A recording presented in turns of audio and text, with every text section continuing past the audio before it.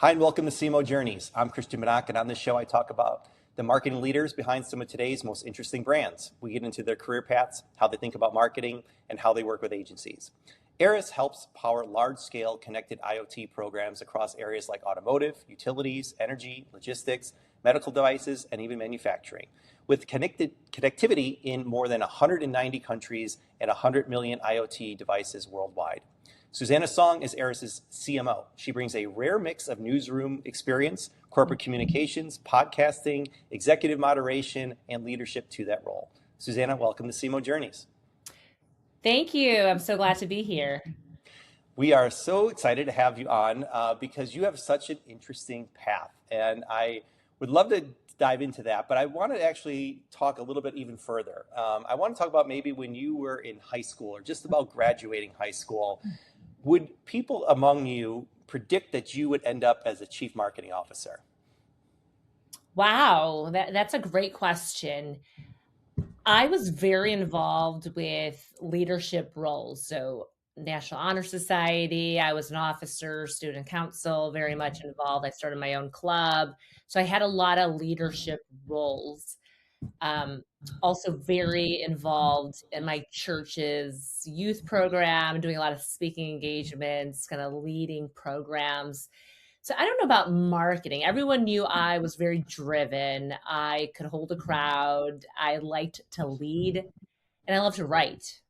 So I don't think anyone would be surprised, but I think people knew I had ambitions to be a journalist. So Yeah. it's not a huge pivot, but uh, yeah. So I guess to answer your question succinctly, I don't think anybody would be surprised.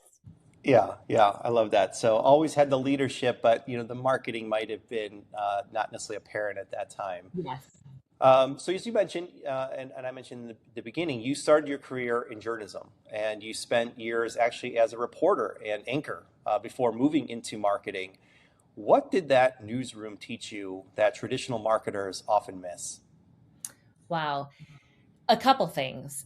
So when I think back on my newsroom days, there's always a deadline, right? So you don't have uh, days to work on a story. You have hours, and in many stories, I think back, I had minutes to talk to my source, and I was in television, so that live television, like get in front of the camera and tell us what you know, is very different to kind of the corporate marketing uh, type of framework and process, right? So there's a lot of difference there. We can get into that, but I would say like deadline driven, really putting all your focus on getting the story right, number one, and not taking a break until you had the story is quite different. I would also say like really understanding why you are telling that story. Hmm. So as a journalist, I was always pitching stories, right? And so at a very, very early kind of time of my career in journalism, I had to understand why I was pitching that story. So understanding the audience was critical, right? So I was in general assignment. So you think about like the audience, millions of people who have different interests, but why should they care was always something I had to think about before I pitched a story during our morning editorial meetings, right? And so as a marketer, of course, you have to know your ICP. You have to understand who are your buyers and why should they care about your product or your solution. But I think that was really ingrained to understand, like, don't even pitch the story until you really understand your audience. Yeah. Where else are you seeing those instincts maybe come up today in the role that you have? So the way that we approach go to market today is it's very vertical based, right? So it's not horizontal. It's not, we don't think everyone needs our solution. So it's very prescriptive per vertical, understanding what is their role, and then really constructing the messaging and tailoring the messaging to that specific vertical.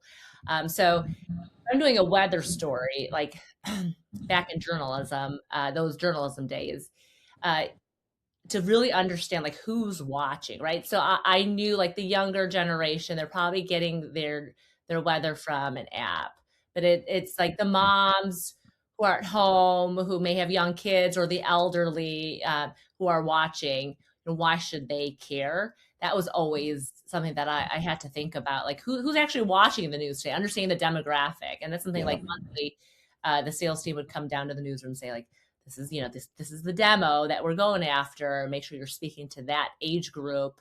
A lot, really cater to women, who are especially like the evening news versus like the 10 o'clock news or the morning news. It's like the commuters.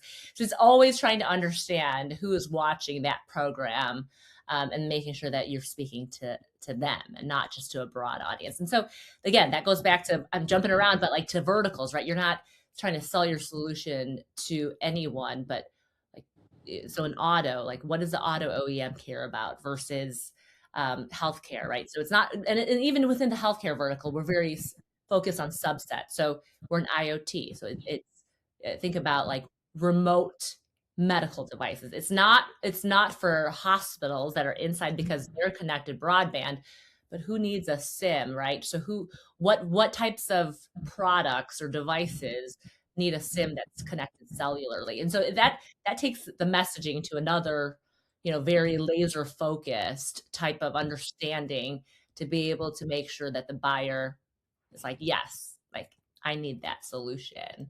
Yeah. Um, that's what I would say. Yeah. Yeah, yeah. No, I love the parallels and how you connect those, and it makes a lot of sense. So, if you were to think of your career to this point in chapters, where, I know you were very ambitious. It sounded like in high school, but where did you really start seeing yourself less as maybe a communicator and more as really a business leader? Yeah, so my journey, so this is my second stint as CMO. When I left the newsroom was back in 2018, and I jumped right into a technology company. It was a smaller company. We did tech enablement, and at the time that I was hired, they knew the board and the ELT knew that they needed a marketer who knew how to actually build a whole new business unit. So we went from tech all the way to what we call an MSSP, which is a managed security service provider. And so that's very marketing strategy driven, right? So it's not, I wasn't doing tactics. It wasn't like sales, like, hey, I need a PDF or a data break. It was like, I had to build this whole business with my CEO. So it almost was immediate, right? So I was hired as a communicator because my CEO knew I could stand in front of an audience, I could do podcasts, I could join a webinar, I can tell the story. But when it came to like funnel building, bringing opportunities for the sales guy all the way, through closed win, I owned that, right? And so I think early on when I took on the job, which has done, wonders for me now in my current job, is as marketers, we're not just creating a pretty PDF, but we are driving business, especially like in the tech where I see myself today. Like a lot of these like high growth companies, like marketers have a pivotal role, right? Where again, like we can work hand in hand with sales in this digital world. I mean, that is, what is going to grow a business. It's not just marketing, listening to sales and taking orders. We really have to work together hand in hand. So, Susanna, you've actually created and hosted your own podcast. Cybersecurity Simplified was one of them, and really built a large listener and follower base. Curious, like, what were you trying to accomplish with that podcast beyond just creating content? No, I love that question.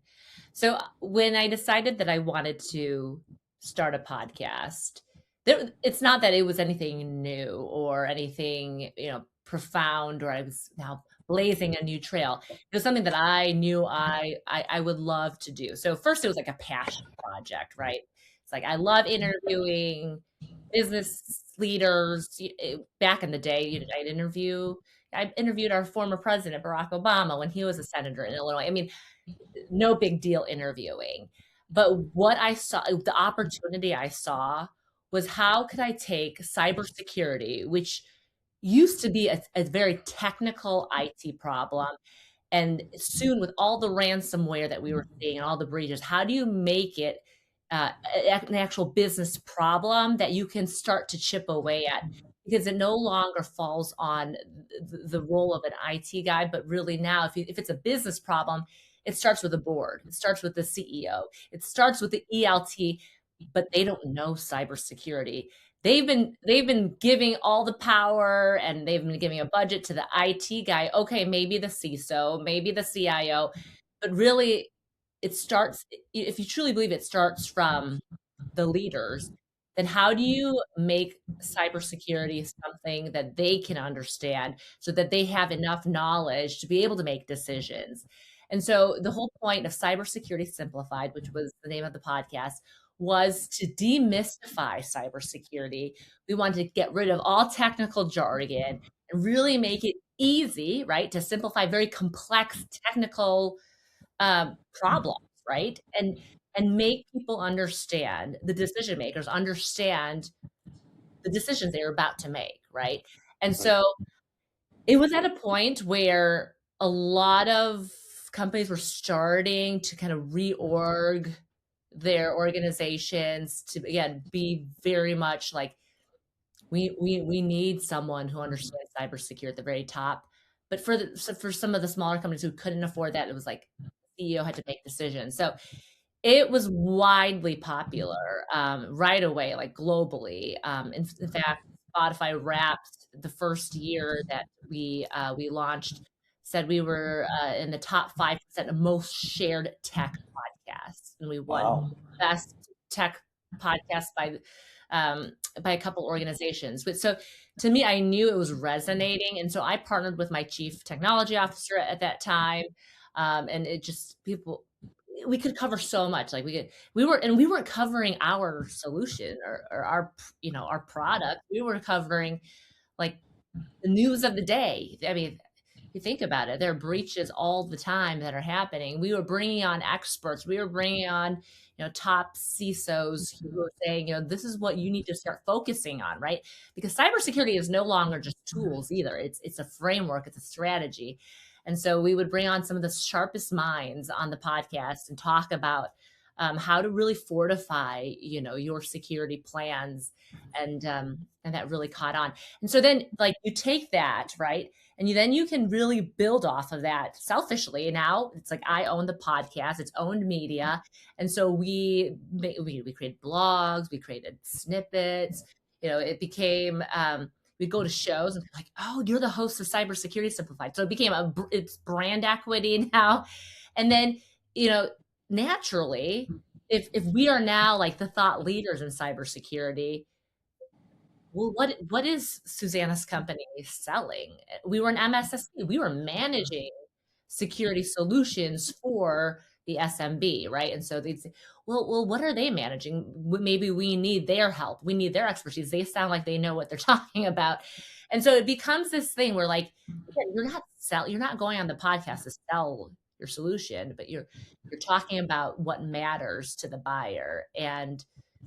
It's I wasn't the expert, but again, I was being able to like pull all of that knowledge from, again, my co-host and the experts that we were bringing on.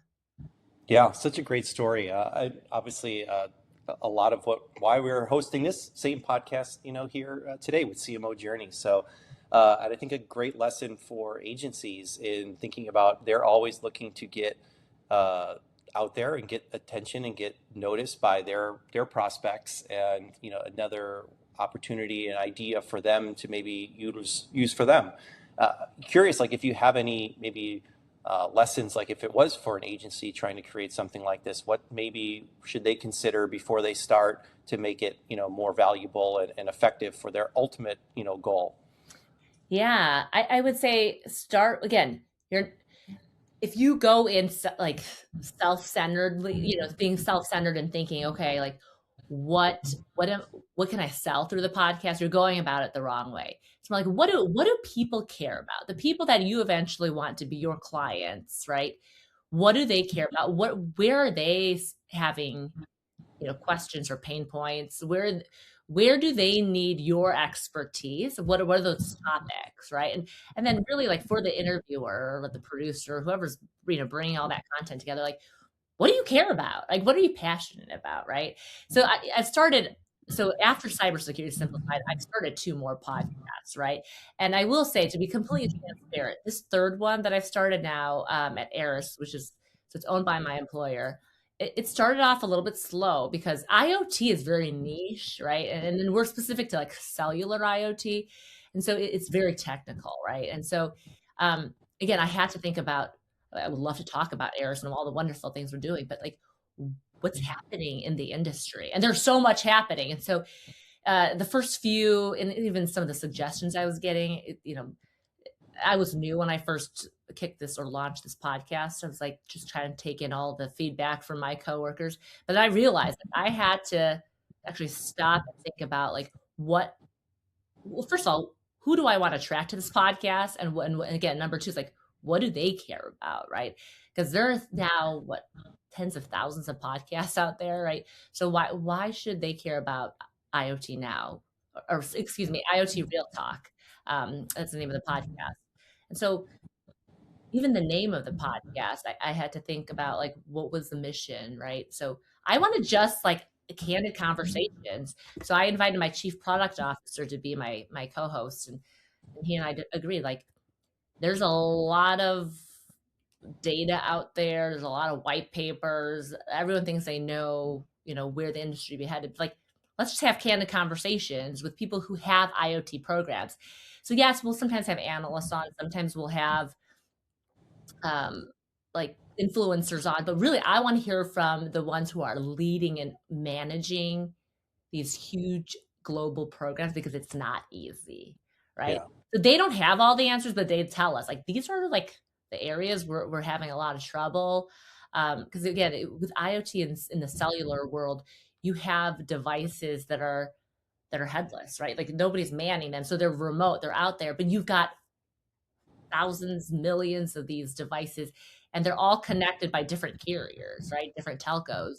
And so it becomes very problematic. It's very complex.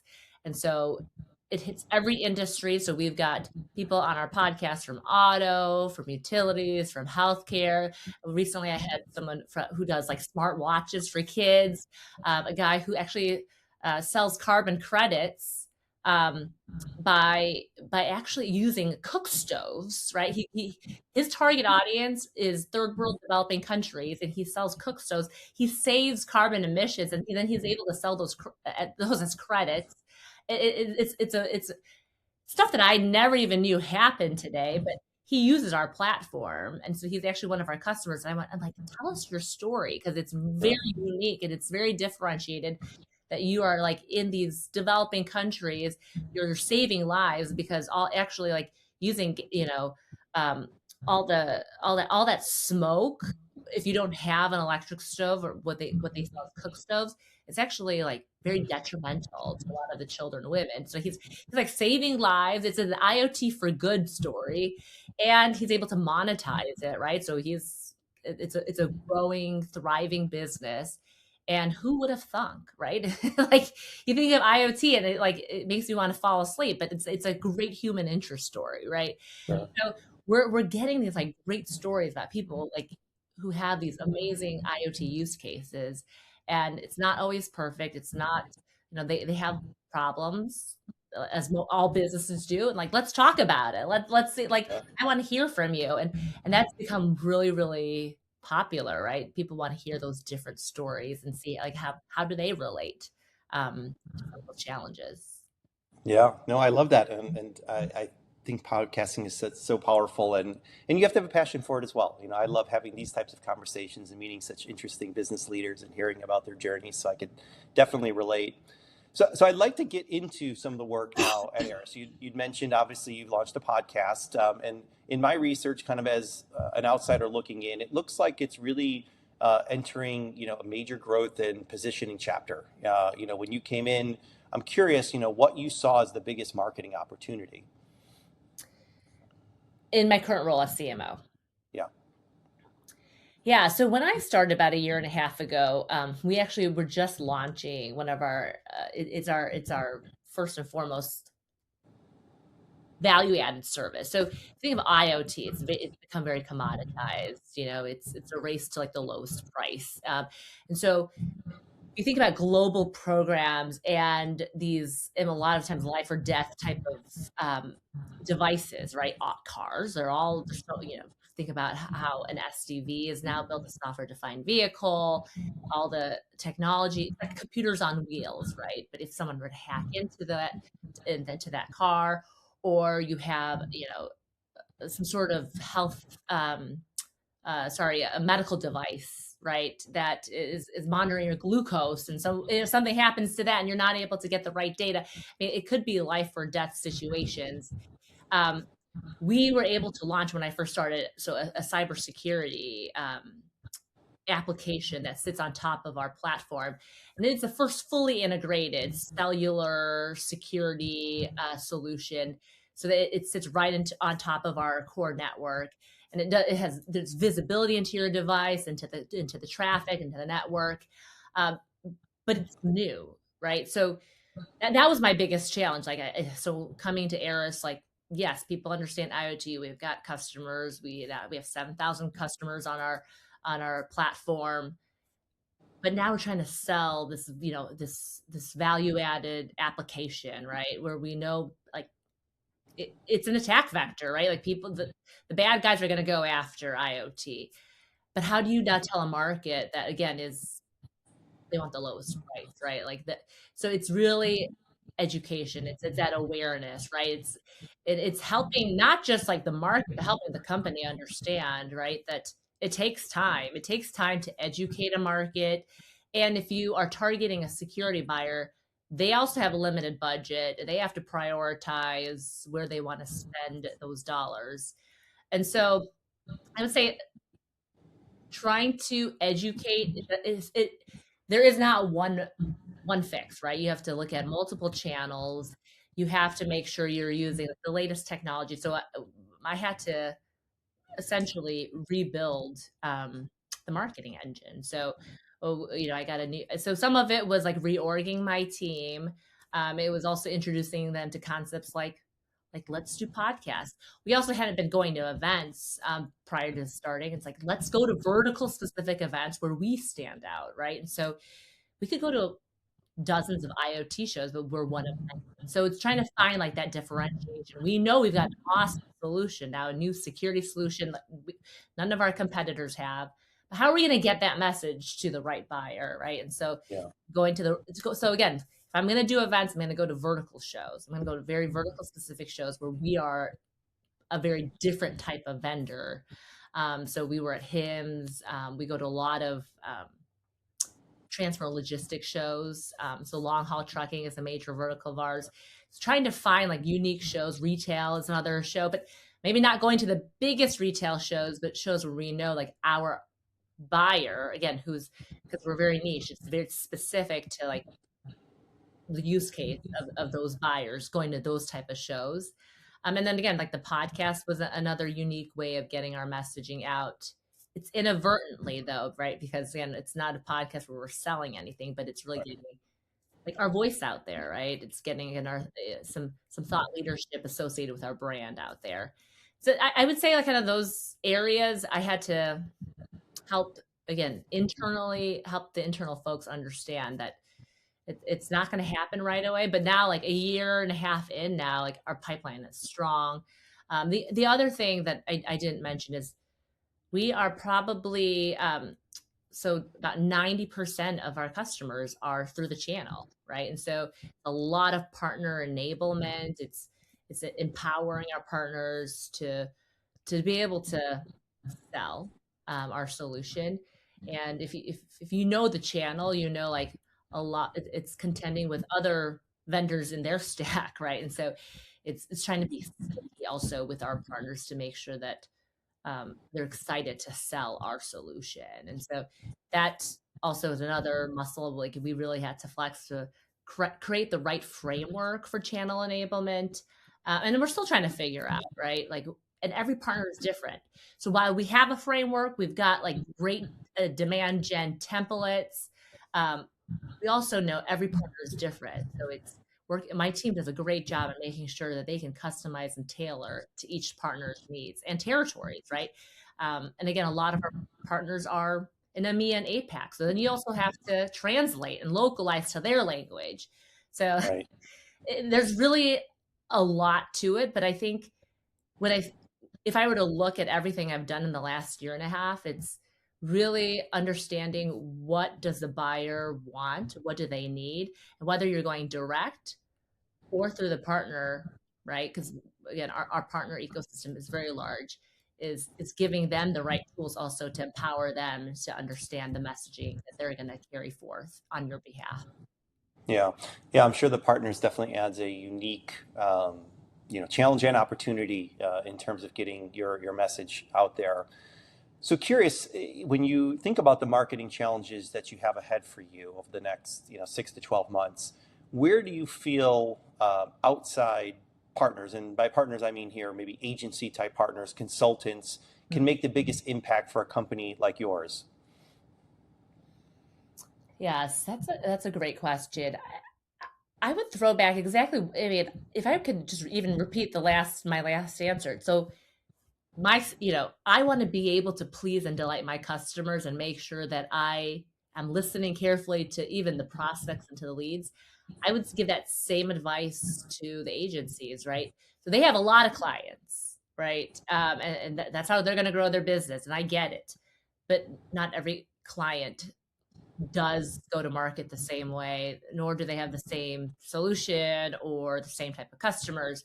So I would be, obviously like as CMO or these organizations are leaning on third party agencies because they need the help, right? But there to a certain extent, like you have to really understand the client, right? What are their specific needs? And then be able to like provide the right advice or resources, and to be able to step in because the last thing we want is like multiple iterations of something, especially when we set the first time, right? That becomes that's time wasted, right? So like getting it right the first time, I know it's hard, but making sure that there's understanding like exactly what they had asked for, is critical. And I mean, multiple drafts is like that happens. I mean, like I'm not saying that you have to get it right the first time, but I think there's a lot of time you could save if you really understand what your client is asking for. Yeah. And how do you decide then, like what capabilities are better to remain internal and whether, maybe this is better for some outside, agency to really add leverage? Yeah, that's a very good question. I think at the end of the day, it's changing because of AI, I'm not saying that um, we're getting all of our content from AI, but we definitely like to us having fresh content is really important, whether it's on the web or it's through our partner enablement programs. We often have gone to agencies for asset creation, battle cards, videos, right? So um, to me, I saw gaps in terms of like having not having enough people full time on my team to be able to build all of that. I will say, like, we have been able to actually close in on the gap using some AI tools, but that doesn't replace an agency. Again, like that that would help us often like get to something quicker, like social media, messaging posts, blogs, like a transcript from a podcast we can put through AI. But I will say like an agency who really understands your strategy, really understands your messaging, your unique ICP is irreplaceable, especially if they have shown that their storytelling and what they're building is resonating. I can't see that being replaced. But again, that goes back to like, do you understand your clients? Do you understand their customers?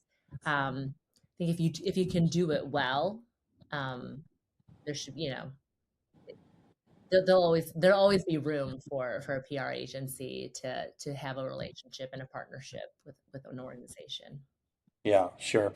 I think especially in a category like yours, it's very technical. And I'm curious, like, as you think about agencies, what maybe feels risky about bringing in an outside partner? Um, Yeah, I wouldn't say necessarily risky, but so we have a few agencies. One of our PR agencies, they try so hard, but there are some nuances, right? Where you always need that internal check, and it's like as many times as you've explained it, again, you're one client to among many of theirs, and I don't actually expect them to fully understand. There's a reason why we have SMEs and product marketing at our company, right? And so um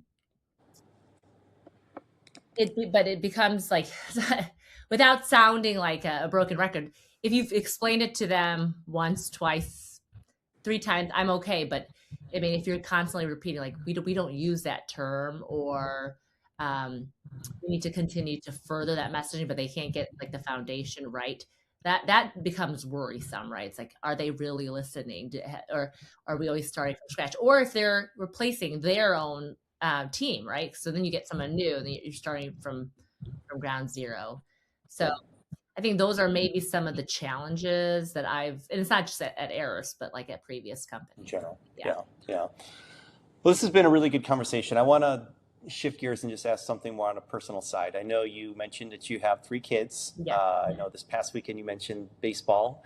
And I'm curious if parenting has shaped a way that you lead, prioritize, or maybe communicate within the business. Oh, I as a leader, um, I would say for sure. My parenting style has improved because like of my growing team. Vice versa, I feel like some of the challenges that I face as a mom, with 3 young kids, like there are some similarities, right, with with my team at times, right? And so again, it's a lot of it is the communication, right? Making sure that you're patient, you give them benefit of the doubt, um, pick up the phone and talk to them versus like assuming through an email.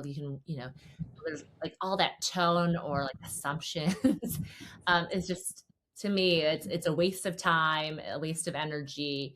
Let's resolve it quickly, right? And so I'm always like, let's just get on a Teams call, right? And I'm not one to say like I need a meeting for everything, but I think there are times when even with kids, like an email or a text, it's like, what? Let's just call mom, right? Let's just talk about it. I Yeah. think that's probably the biggest thing. It's like, no one's perfect. We can all learn from each other, but the quicker we resolve it, the better. Like in the office, we're already so busy.